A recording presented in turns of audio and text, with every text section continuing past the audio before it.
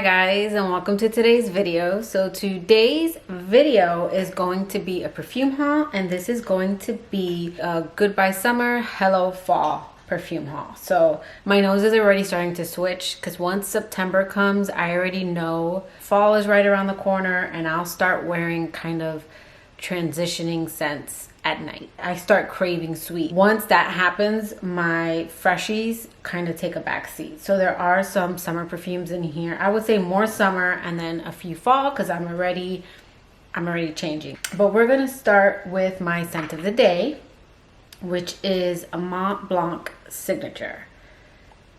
I heard Tara Michelle talk about this one. And I'm going to link the most recent one, which she ended up turning into a tag, which I am going to be doing. That description was not only hilarious, but pretty spot on. This is one that I would say that this is clean and definitely, like the name would imply, a signature scent. There is, I think it's clementines that are in here, and there's vanilla. So there is something kind of creamy about it. Like she said, like a milk bath, like a spa-like kind of scent. It's one that can be probably basic to some, but I don't have anything like this. I will say when I smelled it, I did get a vibe. And the only thing I can think of was my Trusa di Dana, but I actually decluttered that one. So I don't have them to compare it because sometimes something will be reminiscent, but then when you put them side by side, you definitely smell the differences. But that's the only thing I could think of when I smelled this, and I'm like, this is giving me something else. But nothing else in my collection smells like this, and I still have to play with it. But it was love at first sniff. I'll have to follow it up because again, I've only had it for a few days and perfumes can lose their sparkle. Okay, then next is Dolce Gabbana's Light Blue Love is Love. This one has notes of lemon, Granny Smith apple, red berries, raspberry, ice cream, jasmine, whipped cream, cedar, musk, and amber. This is, to me, a fruitier light blue. I do like this one more than the original. It's a little fruitier, but not too fruity. And then everyone talked about that ice cream note. But I don't really get ice cream. This doesn't smell overly vanilla like I was hoping, but it was a nice addition for summer. I did get this probably about a month ago. Again, that is Dolce & Gabbana's Light Blue Love is Love. So this next one I've also been seeing lately. This is Givenchy's Irresistible. I actually put this on my radar after a subscriber of mine asked if I could get a sample of it and try it because there weren't a lot of reviews on it. Now, since seeing her comment, Tara and also Amy Glam have both reviewed this. Looking at the notes, I thought this was something that I was going to fall head over heels for, but I think I missed the iris note. It's one that I want to see how I feel about it in fall. I thought it was going to be like more summertime because of the pear and the ambrette that's in here. I thought it was going to fall along the lines of like Ariana Grande's God is a Woman, as well as like Clean Radiant Nectar. For me, the opening of this scent is my favorite. It opens up with that pear and ambrette. It opens up very sparkly and musky, but that lasts on my skin, me, for like 20 minutes because I don't hear a lot of people talk about the iris in this perfume, and my skin pulls the iris very hard. I don't really get the rose. It's like there in the background, and the pear and the ambrette in this scent goes away after like 20 minutes. And then I pull the iris very much. It becomes a kind of sweet, fruity scent with like a makeup-y, powdery vibe, which that's how iris tends to play on my skin. And my Athalia perfume by Parfum de Mali, it doesn't come off like this. It's more blended. But in other perfumes, iris tends to smell more like makeup. And it's not something I hate, but I'm just now starting to be okay with. So it's one that I want to try in fall because it gives me more fall vibe. It's kind of sweet and powdery, and again has like that makeup iris that I pull I think people compared this to Lancome's Idol because of the pear, and I would say maybe in the opening, but this definitely takes a different direction. This is, to me, a more sweeter kind of floral scent. Like the rose in Lancome's Idol is a little bit more fresh. I don't really pick up the rose in here. It's like a touch of that fresh rose from Lancome Idol. To me, this is more about the iris. So if you really like iris, you might really like this one, and I think I'll appreciate it more in fall. So again, that is Givenchy's Irresistible. And I know some people don't like this bottle, but I think it's super cute. I'm only going to talk about these two, but I did pick up this perfume line in the 30 ml because Giorgio Armani was having a 40 to 50% off sale. But I wanted to talk about these two because I believe these are the two newest. I know this one is for sure. This one was released in 2021, and I wanted to talk about this one because this is probably my second favorite after Acqua di Gioia. And I remember one of my subscribers mentioning Ocean, and I said it was on the way, and this scent is so beautiful. I'm really happy to have this one. I'm gonna be doing a dedicated review on all of them now that I'm doing like my this or that series. But this one, I thought it was gonna fall along the lines of Paco Rabanne's Olympia, but no, it's kind of fresh and fruity. I would say this one varies in that it's fresh, but it's got like a pinch of salt. You get some of the white florals. It's kind of clean. Again, it just has this beautiful fruitiness, probably from the pear. And then I really love Lily of the Valley. It's not very strong in here, but I do think that it adds something to the scent. Yeah, this one is really, really pretty. And then this one I think is a beautiful transitioning scent. Like, I think it's really beautiful for summer nights as well as summer transitioning into fall. And this one is Terra di Gioia. This one has top notes of pear, mandarin orange, bergamot, almond blossom, jasmine, amberwood, and musk. I've been playing around with these scents, and I wouldn't necessarily say that they like share a DNA. What they are to me is more of like a aquatic line, which I like. They're all very different. They're not like where you get the DNA and it varies. For me, these are all just a beachy summertime line. I don't smell this and think of Acqua di Gioia. This one's got a little bit of salt, so I think that's the reference to Ocean. This one, Terra, this one's more sweet. It's a little bit more warm from the amber. I think it's amber or amberwood. There's a slight muskiness to this one, and again, this just falls in that kind of fresh summer aquatic category. But yeah, this one I would say out of the line is a little sweeter, but not like gourmand sweet. Falls in that kind of warm, sunny, sweet category. So that is Terra di Gioia. And then next we have Alien Mirage. And this one I've been interested in. I've seen several people talk about this one. I would say a lot of these were influenced by YouTubers. I know Amber's talked about this one. Also, I think it's Scented Life. Let me look it up because she's someone that I recently discovered. Scented Lifestyle. So I've heard Amber talk about this one, Scented Lifestyle talk about this one.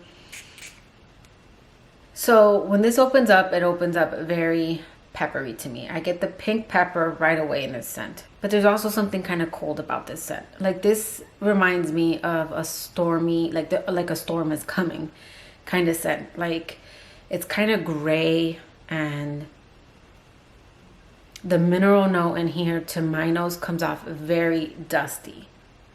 But something about it keeps me trying it more and more because it is different. So it's one that, even though I've heard a lot of people say it's really pretty for summer, it's one I want to test out in fall and winter.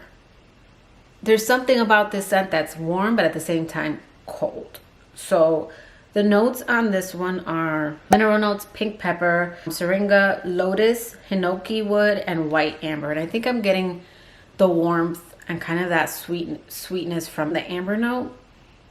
But yeah, then the mineral note to me gives it kind of like a gray, dustiness to it. And it just feels like I could almost envision like it raining on the beach almost. Because a lot of people say that this perfume is salty, and I can maybe get a little salt. It's more dusty to me. It's kind of weird, but I want to play with this one because it's discontinued, so I want to make sure it's not something I'll love down the road, because perfumes have done that to me. But it's not a love right now. I just don't understand it. So that is Alien Mirage. I did pick up a travel of Alien Goddess. Now I actually ordered the large bottle, and then I saw Chantel's review. Now I usually don't look at reviews if I'm gonna put up a review right away. If I know I want a scent, I look at the notes and I know it's gonna be, you know, right up my alley. I usually stay away from reviews until I get my review out. But if it's a scent that I'm on the fence about and I don't know if I want it, I'll look at reviews to help me decide. And I'll link her review below as well. And the thing that stood out to me was when she said, she didn't despise the scent, but she said something about it almost having like a baby wipe. She referenced baby wipes, and when she said that, I'm like, I'm not even gonna open it. So I didn't even open it. It went right back to Ulta, and I went ahead and grabbed Travel, because the Travel I got discounted. And I don't dislike the scent, but I don't know that it's full bottle worthy. I will say that these two are not your typical Alien perfumes. They do not remind me of Alien in any way. I want to say I saw another review where there is jasmine in here, but I do not get jasmine in this one. And then the notes for this one are bergamot, jasmine, bourbon, vanilla, and cashmere. And there's got to be other notes in here. This is like I hear people compare it to Bronze Goddess by Estee Lauder. I've never tried that one, but other people have said Beach Walk by Replica, which I recently got, and it vibes like that. There is something creamy about it, and I get maybe like a little bit of a saltiness, but not really like I do in Beach Walk. Like, I don't get straight coconut when I smell this. But to me, this falls more along the line of Lancome's Soleil Crystal and Lancome's La Nuit Trésor Nude, but not as sweet. Like, it falls in the middle of those, and it's lighter. The performance on this is not good. So that's another thing. Both of these don't have the typical Alien performance. This one projects. This one performs a little bit because I did stay with that mineral note a good time. This one projects, I would say, for the first 2 hours, and then it sits in your bubble, and then it becomes a skin scent. This one does perform a little bit better. It's just not beastly, but I think I like that because the mineral note in here is kind of strong. This one sits very close to the skin from beginning till it dies, which is usually at the 4-hour mark. This one did not perform well, but perfumes like this typically don't on me. They kind of have that 4 to 5 hour lifespan, and this one falls flat. So the bottle is absolutely stunning. It's one that I think if you don't like Alien, you might like this if you like those kind of coconutty scents. This isn't overly coconut, it's more creamy. Again, it reminds me or vibes very similar to the Lancome summer perfumes. It's just, I would say, probably one that I like over those two, except I do kind of get that baby wipes reference, so I can't unsmell that. So I think I might just be happy with the Travel and trying it next summer now that it's ending. But I did already kind of test it out a little bit, and I don't think it's for me. All right, and then last of the summer perfumes is Marc Jacobs Perfect. And I did do a comparison of this one and Dossier. I had a Travel of this one, and then I have my Dossier, and I'm keeping both because I like them both for different reasons. Dossier does end up smelling like this if you saw my review in the Way Dry Down, but that one is more rhubarb heavy, and this one I get more of the almond milk, and it's what I love about this scent. I needed to add this one to my collection because I just love this bottle. I ended up loving this more than I thought I would, but this one has rhubarb, narcissus, almond milk, cashmere, and cedar. And this one is just a happy scent to me. The rhubarb in here isn't overly green like it is in the Dossier version. It's just like a touch of greenness. I think the narcissus kind of rounds this one out, and it does fall more into the background, and then the almond milk comes in, but it's not overly nutty. It's just this very soft, kind of tart creamy, girly, fruity scent. I just enjoy this scent. It's a happy scent. So again, that's Marc Jacobs Perfect. That's going to lead me into my fall scents. So I did pick up Marc Jacobs Intense. And this one I would definitely say is more intense as well as more fall. So I do pick up the DNA in this one. And I know they don't list rhubarb in here, but there is something, yeah, there is something in here that's just a little green. And I don't know what it is. But this one, I will say the opening's very strong. It's not that I dislike the opening, it's just a little too much. I think if I would have sampled this first, I probably wouldn't have bought it, but the dry down. I mean, that opening, that blast of almond almost comes off like, there's no patchouli in here, but there's something that comes off a little earthy and dirty in the opening. Think of like raw almonds, very natural smelling. That's what this opens up with. So this one has narcissus, night blooming jasmine, almond, and sandalwood. And this has a creaminess from the sandalwood. And it's just a pretty kind of bright almond scent. Kind of like the bottle. I did get this one not too long ago, but I've been using it at night because again, I'm starting to crave these kinds of scents. But I'll have to follow it up because I want to do like a this or that on both of those perfumes. But it is a more almond, kind of nutty version of Marc Jacobs. And I do get the DNA. So I did pick up Replica, and I had mentioned this in my last haul that I wanted to save these for like a fall haul. I wanted to compare By the Fireplace to the Dossier version that I have, and that video will come. But I did kind of want to go over this one, because one thing I can tell you is this one definitely opens up more smoky in the opening, and then when it dries down it starts to get sweet and kind of warm. This one has notes of cloves, pink pepper, orange blossom, chestnut, guaiac wood, juniper, vanilla, Peru balsam, and cashmere. This is more of a fall scent. I don't know if it's one I would want a large bottle of. I did wear the woody chestnut and it was a little bit sweeter. It wasn't as smoky. That's one I might enjoy in fall, but I'm not sure if this is my kind of scent. The next one I'm going to talk about is a little bit more up my alley, and that is Jazz Club. And they're both kind of sexy and smoky, but this one, I don't know what it is. Oh yeah.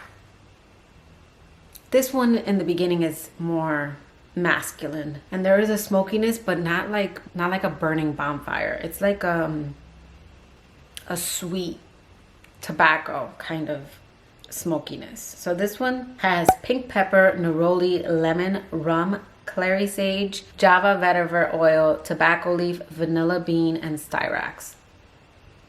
Yeah, this one's just sexy. It's like the name would imply, like a jazz club. Drinking rum, there's a little bit of smoke in the air. It pulls a little masculine in the beginning, but then on my skin, it starts to get a little bit sweeter. There is a woodiness. It's one Dennis isn't gonna want me to smell like this. I do find this one sexy, but it is slightly more masculine. There is a sweetness to By the Fireplace, but again, this one's more smoky, like legit. You're in front of a bonfire kind of smoke, and then it, you know, that goes away. This one is more like a speakeasy type of jazz club. I really like this one, but I'm gonna have to follow it up because I haven't really been wearing these scents because it's not cool enough here. Okay, and then next we're gonna go over Fenty. I did receive a sample of this from one of my lovely subscribers / fragrance friends, and this sample is gonna look really full, because I knew right away this isn't for me. There are perfumes that I want to spend a little bit more time with, but there are perfumes like Fenty where I know right away it's not for me. Not only is it a scent profile that I'm familiar with, but I either have something I prefer, or there's something in this one that is off-putting and stays off-putting throughout the life of the scent. Sometimes it's just in the opening. Yeah. I think it's the tangerine. This scent, was how I felt with Roses Berberanza by Lancome. And I would say it almost falls in that same kind of jammy rose. I remember I tried this perfume on and I saw that Sheree had uploaded, and I put it on and I was kind of giving her my thoughts as I was wearing it. And then I would say maybe an hour later I went back and I put update, she ain't for me. I can see how people would like this scent. It is sexy. This is a sexy scent. I can't deny that. But there's a note in here that I don't like. Someone had compared this to Elizabeth and James Nirvana Rose. So I put them together and they vibe, but there's something in here that I don't like. In the opening is the tangerine. It reminded me of Roses Berberanza. When I looked up that one, it had that same note. So this one has tangerine, blueberry, Bulgarian rose, geranium, magnolia, musk, and patchouli. I don't know what it is in the mid. I do not think it's the geranium because there's geranium in Nirvana Rose. It might be the blueberry. There's just something in here that as this dried down, it was a scrubber. It ended up being a scent that once this dried down, I needed to wash it off. I didn't like it. It kind of threw me for a loop. Like, I didn't like the opening, but then I'm like, okay, wait, this is kind of sexy. I think I can see why people like this one. And then there's just something overly synthetic. And I own a lot of perfumes that have synthetic notes. I mean, perfume is synthetic, but it's almost plastic. Like not makeup. It's very plastic to my nose in the dry down. I might revisit it in fall because I do feel like summer, when I go into one of my other scents, I do feel like heat and all that plays a part, and this is one that I put on and went outside. So I'm keeping the sample to test out in wintertime when it's cooler, but it's a no for me when it comes to Florida summer. It's too plastic. I'm not even gonna say synthetic. It has a plastic vibe to it, to my nose. So that one didn't work out for me. And again, that's Fenty by Fenty Beauty. And I think it was supposed to be released, someone said, under the luxury line, her luxury line. I do think a lot of women will find it very sexy, but I did not like that one. Another scent that I got, this one was released, I think in 2018, but this is Pure XS. And I can't stand the snake on this bottle. I have a very strong phobia, and this makes me cringe. And I actually almost got the 30 ml because it doesn't have the snake on it, but this one was cheaper, and this is the 50 ml. So I was like, no, you're gonna have to get over it. But anyways, this one started popping up again, but it was a post that I saw in a fragrance group that I follow. Someone's post made me search for reviews on this, and then I was watching some reviews on my TV, and I came across Paola Bianca's review, and that was kind of what made me add it to cart. She said that this was more of a, I believe she said kettle corn popcorn, and I would have to agree. I don't find this to be like a buttery popcorn or like a movie theater popcorn, which was another reason why I was staying away from this one. This is a savory sweet. And then I think someone else mentioned Olympia. I think I saw another review where someone actually reviewed both. And this is what I wanted Olympia Intense to be, because there is something that gives me kind of that vibe.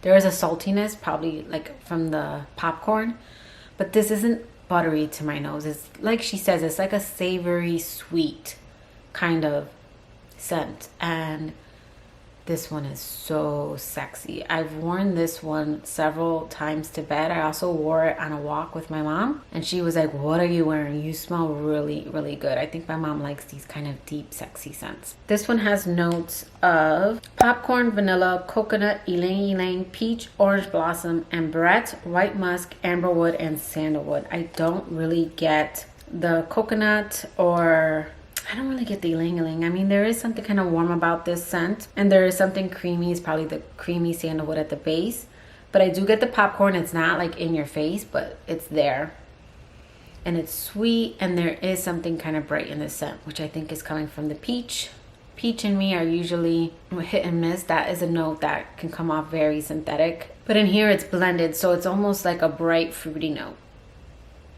But this one's really good. It's a little candy from the bottle. Once it warms up on the skin, this becomes really sexy. So I'm really happy that I got this one. I want to play with it a little bit more. And then last we have Kayali's Invite Only Amber 23. And I'm so happy that she released this one with the little bottle, because I'm on the fence with this perfume, but it's one I want to try out when it cools, because first of all, this perfume has not only mixed reviews, not only do people really love it or really dislike it, but it also, people pick up different things when they smell this perfume. I've heard that this smells like angel shares, which I can see notes out of angel shares. People have said Tom Ford's Lost Cherry. I have a sample of that one, and okay, maybe the cherry note in here. But for me, this smells like Sarah Jessica Parker's Stash with a boozy cherry note at the top. And I know there's no boozy notes in here, but I think the cherry note is what gives me, yeah, a booziness at the top. But I wore this one when I first got it, and I went for a walk with my mom. I've been walking a lot lately because my anniversary is coming up. So I'm trying to lose weight. And this perfume in heat performs. So I wore this on my walk and it projected and was beastly. And my mom's like, I really smell that perfume. And I'm like, do you like it? She's like, it smells good. I'm like, well, what does it smell like? Does it smell like Stephanie's perfume? Because SJP has been her signature scent for a couple years now. And she's like, I don't know, it smells nice. So my mom liked this one. On the paper, I enjoy it. I love Sarah Jessica Parker's Stash. It's a perfume that I didn't appreciate, and now I can. It's almost niche quality to me because it's a celebrity scent. But that's what this one reminds me of, but with like a cherry opening. And the cherry comes off a little boozy to my nose. So I kind of liked it in the beginning. I was like, okay, I kind of see the angel share reference with like the cinnamon. And this is definitely like fall. There's something kind of powdery about it. I didn't want to wear it to bed because I knew it was one that might lean a little too masculine. So I was going to wear it that night, but I decided not to. I took my shower and I wore Pure XS. So the next day I put it on and I wore it in the house. And it's usually cold in here because my dogs are corgis and they overheat. So I keep the house pretty cold. And this smelled totally different. Where it's leaned more masculine, leaned a little bit more unisex when I wore it out and was beastly. When I wore it in the house in cooler weather, it sat closer to my skin. And it didn't quite smell like Sarah Jessica Parker's Stash yet. It was almost a little more vintagey and powdery to me. And I'm like, did I spray a totally different scent? I mean, it changed when it was cooler. Again, I was inside, I wasn't outside. And then as it dried down, it was a more sweeter Sarah Jessica Parker. That's what this perfume reminds me of. So I don't know that I need this because I ended up adding that one back into my collection. But I'm going back and forth with this one. So I'm really glad I got the 10 ml because I'm gonna try it out when it gets cooler. Now, when I say cooler in fall, I mean that we're going from 90 plus degrees with what do they say, windshield or whatever that is of 100 down to low 80s, high 70s. Still hot, not as muggy, and the humidity goes down a little bit, but it's still pretty warm here in Florida. But I do want to play with this a little bit more because it changes too much. Like, she plays with me. She's not a love just yet, but she's also not a dislike. She is, I don't know, she plays games. So I want to test this one out more and then give a really in-depth review on some of the Kayali perfumes. Probably do maybe a this or that perfume and let you guys know what I think of it, because I feel like I just need to play with this one in different weather. So that is my perfume haul. It was kind of long. Those are the perfumes that I picked up at the tail end of summer, and then the perfumes that I am looking forward to really playing around with in fall. Let me know if you guys have any of these perfumes and what are your thoughts on them. But that will do it for today's video. I hope you liked it. If you did, please give it a thumbs up, and I will catch you guys in my next video. Bye guys.